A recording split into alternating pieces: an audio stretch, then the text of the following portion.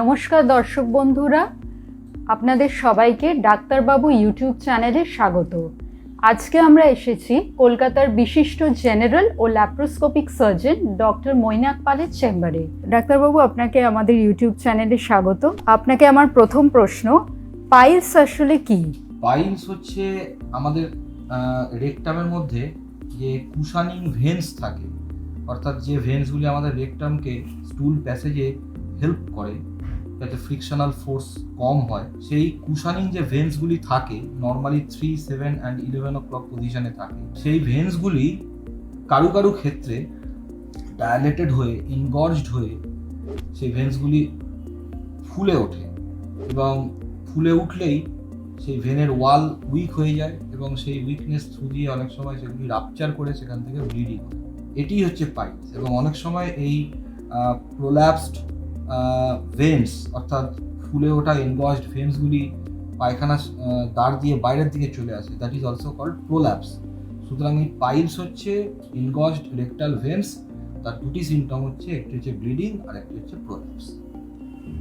জানতে চাইবো ডাক্তারবাবু, কোনো বিশেষ ফুড হ্যাবিটস কি এর জন্য দায়ী? নিশ্চয়ই।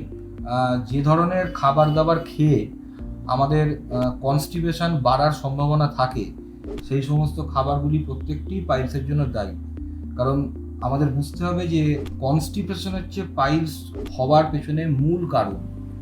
যাদের ক্ষেত্রে কনস্টিপেশন হয় দীর্ঘদিন ধরে, তাদের ক্ষেত্রে কন্টিনিউয়াস তারা স্ট্রেনিং করে এবং সেই স্ট্রেনিংয়ের ফলে তার ভেনগুলি বাইরের দিকে ঠেলে নেমে আসার সম্ভাবনা বেড়ে যায়। সুতরাং যে সমস্ত খাবার, যেমন ধরুন অতিরিক্ত জাঙ্ক ফুড, অতিরিক্ত রেড মিট, অ্যালকোহল, স্মোকিং, যে খাবারগুলিতে ফাইবার কম থাকে যেমন ধরুন ময়দা, এই সমস্ত খাবারগুলি কিন্তু পাইলসকে আরও বেশি ত্বরান্বিত করে।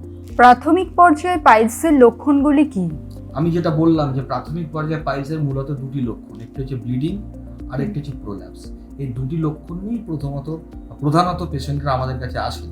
তবে এর সাথে অ্যাসোসিয়েটেড কিছু সিমটমস অনেক সময় থাকতে পারে, যেমন মোস্ট অফ দ্য টাইম পেশেন্টদের ক্ষেত্রে কনস্টিপেশনের সিমটমস থাকে। তবে মনে রাখতে হবে মূলত সিমটম দুটি, একটি হচ্ছে ব্লিডিং আর একটি হচ্ছে প্রোল্যাপস। এবং এই ব্লিডিংটি এসেনশিয়ালি পাইলসের জন্য যদি হয় তাহলে মোস্ট অফ দ্য টাইম এটি পেনলেস ব্লিডিং হয়। সুতরাং পেনলেস ব্লিডিংটা খুব ইন্ডিকেটিভ অফ পাইলস। অনেকেই চিকিৎসার ক্ষেত্রে লজ্জার কারণে চিকিৎসা নিতে দেরি করে, এর থেকে কি কোনো ঝুঁকির সম্ভাবনা আছে? নিশ্চয়ই। অনেকের ক্ষেত্রে এটা একটা মেন্টালি তারা ভাবেন যে এটা একটা সোশ্যাল স্টিগমা, এই ধরনের কথা বাড়ির অন্যান্যদের সাথে তারা শেয়ার করে না, অনেক সময় লুকিয়ে যায়।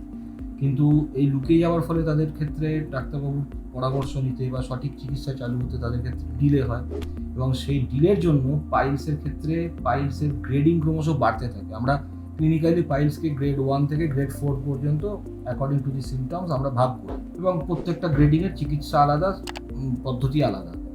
এবং এই গ্রেডিং তাদের ক্ষেত্রে বাড়তে পারে, 1 নম্বর। 2 নম্বর হচ্ছে দীর্ঘদিন ধরে রক্তক্ষরণের জন্য তাদের মধ্যে রক্তাল্পতার সৃষ্টি হতে পারে, অর্থাৎ অ্যানিমিয়া ডেভেলপ করে এবং তার থেকে অ্যানিমিয়া অ্যাসোসিয়েটেড সিমটমস, উইকনেস ইত্যাদি নানা রকম সিমটমস ডেভেলপ করতে পারে। এবং 3 নম্বর, অনেক ক্ষেত্রে আমরা পাই যে দীর্ঘদিন ধরে তারা রেখে দেওয়ার ফলে পাইলস গ্রেড 1 থেকে হয়তো স্টার্ট হয়েছিল, সেটা গ্রেড 4-এ কনভার্ট হয়েছে। এবং গ্রেড 4 পাইলস মানে কিন্তু স্ট্র্যাঙ্গুলেটেড পাইলস, অর্থাৎ পাইল মাস নিচের দিকে নেমে এসে আটকে গেছে, ফার্দার ঢুকছে না, রিডিউস করা যাচ্ছে না, অসম্ভব পেনফুল একটা কন্ডিশন। এবং এটি একটি আর্জেন্ট কন্ডিশন, যেখানে খুব দ্রুত আমাদেরকে চিকিৎসা চালু করতে হয় এবং আর্জেন্ট বেসিসে তারা অপারেশন করতে হয়। সুতরাং আমার সাধারণের কাছে একটাই অনুরোধ যে এই ধরনের কোনো সিমটমে লজ্জা পাবেন না, এটি কোনো রকম কোনো সোশ্যাল স্টিগমা নয়। সিমটম হলে, ব্লিডিং হলে বা প্রোল্যাপস হলে আপনারা বাড়ির লোককে জানান এবং যথাযথভাবে চিকিৎসা ডাক্তারবাবুদের পরামর্শ। চিকিৎসা বা অস্ত্রোপচারের কোন কোন পদ্ধতি বর্তমানে কার্যকরী? পাইলসের চিকিৎসা স্টার্ট হয় মেডিকেল ম্যানেজমেন্ট থেকে। নানা রকম তার প্রসিডিওর আছে, ছোট থেকে বড় নানা রকম প্রসিডিওর আছে। যেমন কিছু অফিস প্রসিডিওর আছে, যেমন রাবার ব্যান্ড লাইগেশন বা ইনজেকশন স্ক্লেরোথেরাপি, ইনফ্রারেড কোয়াগুলেশন বা IRC বলা হয় সংক্ষেপে। এগুলি সব অফিস বেসড প্রসিডিওর, এগুলি সব ছোট procedure, most of the time কোনো অ্যানাস্থেসিয়া লাগে না এবং এটি মাইনরিটি বা আউটডোরেও ওয়েল ইকুইপড আউটডোরেও করা সম্ভব। এর পরের যে নেক্সট স্কেল অফ ম্যানেজমেন্ট, সেখানে আসছে কিছু সার্জারি। এই সার্জারিগুলোর মধ্যে কিছু আছে সার্জারি যেগুলিকে আমরা মিনিমালি ইনভেসিভ প্রসিডিওর বলি, যেখানে অ্যাকচুয়ালি সাধারণভাবে বলতে গেলে কাটাকুটি বা এক্সটেন্ট অফ অপারেশন একটু হলেও ছোট, সেই জন্য মিনিমালি ইনভেসিভ নামটি দেওয়া হয়েছে। তাদের মধ্যে রয়েছে স্টেপলার হেমারয়েডোপেক্সি, লেজার হেমারয়েডোগ্রাফি বা লেজার পদ্ধতি, এবং এর পরেও যদি আরও ফার্দার পাইলস প্রোগ্রেস করে, most of the time grade 4 পাইলসের ক্ষেত্রে যেটি, সেক্ষেত্রে কিন্তু স্টেপলার বা লেজার পদ্ধতি অতটা কার্যকরী হয় না। সেক্ষেত্রে কনভেনশনাল যে এজ ওল্ড পাইলসের অপারেশন, যেটিকে ডাক্তারিতে আমরা বলি এক্সিশনাল হেমারয়েডেক্টমি, সেটি করতে হয়। সুতরাং চিকিৎসা পদ্ধতি কিন্তু পাইলসের ক্ষেত্রে একটি নয়। চিকিৎসা পদ্ধতি পাইলসের ক্ষেত্রে মেডিকেল থেরাপি থেকে শুরু করে অফিস বেসড প্রসিডিওর থেকে শুরু করে মিনিমালি ইনভেসিভ প্রসিডিওর থেকে শুরু করে একদম কনভেনশনাল প্রসিডিওর, সব এটা একটা স্পেকট্রামের মতো।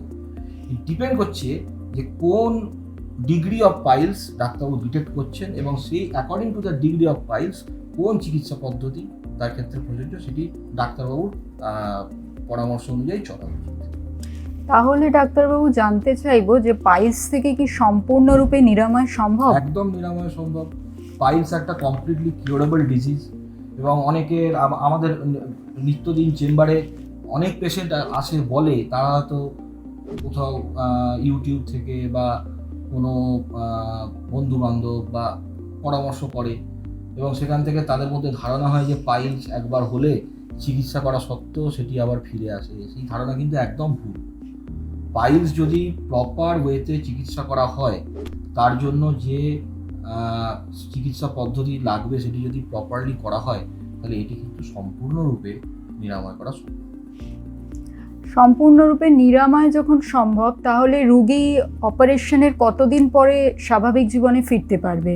দেখুন, যেগুলি ছোট প্রসিডিওর আমি যেগুলি বললাম অফিস বেসড প্রসিডিওর, সেগুলিতে তো সঙ্গে সঙ্গে উনি স্বাভাবিক জীবনে ফিরতে পারবেন সেই দিন থেকে। মিনিমালি ইনভেসিভ প্রসিডিওরের ক্ষেত্রে পেশেন্টের কিন্তু ব্যথা বেদনা কনভেনশনাল যে পদ্ধতি এক্সিশন যেটা, তার থেকে অনেকটাই কম। এবং মোটামুটি আমরা দেখেছি আমাদের প্র্যাকটিসে যে অপারেশনের পরে 4-5 দিন একটু ডিসকমফর্ট পেশেন্টের থাকে, তারপর থেকে আস্তে আস্তে তারা যে যার মতো কাজে জয়েন করতে পারে। তবে এই ডিসকমফর্ট বা ফিলিং অফ পেন এটি একটি সাবজেক্টিভ ফেনোমেনা, মানে সবার তো একই স্টিমুলাসে পেন ইকুয়াল হয় না, এটা একটা পার্সোনাল পারসেপশন। সুতরাং তার উপর নির্ভর করে হয়তো কিছু তারতম্য ঘটে, কারোর ক্ষেত্রে সেটি 3-4 দিনও লাগতে পারে, কারোর ক্ষেত্রে হয়তো 1 সপ্তাহ 10 দিনও লাগতে পারে, কিন্তু তার বেশি নয়। সুতরাং মানে খুব বেশি এই এই এই চিকিৎসার পরে খুব বেশি দিন আমাকে রেস্ট নিতে হবে, আমি কাজে জয়েন করতে পারবো না, এই যে ধারণাটা, এই ধারণাটাও ভুল। এই ধারণা থাকলে কিন্তু চলবে না এবং এটি একটা আমরা দেখেছি চিকিৎসার করার পেছনে একটি বাধা হিসেবে অনেক সময় কাজ করে, এটিকে কাটিয়ে দিতে হবে। আপনাকে অনেক ধন্যবাদ ডাক্তারবাবু। এরকমই আরও গুরুত্বপূর্ণ তথ্য নিয়ে আমরা আবারও ফিরে আসবো ডক্টর মৈনাক পালের কাছে। ততক্ষণ আপনারা দেখতে থাকুন ডাক্তারবাবু ইউটিউব চ্যানেলটি।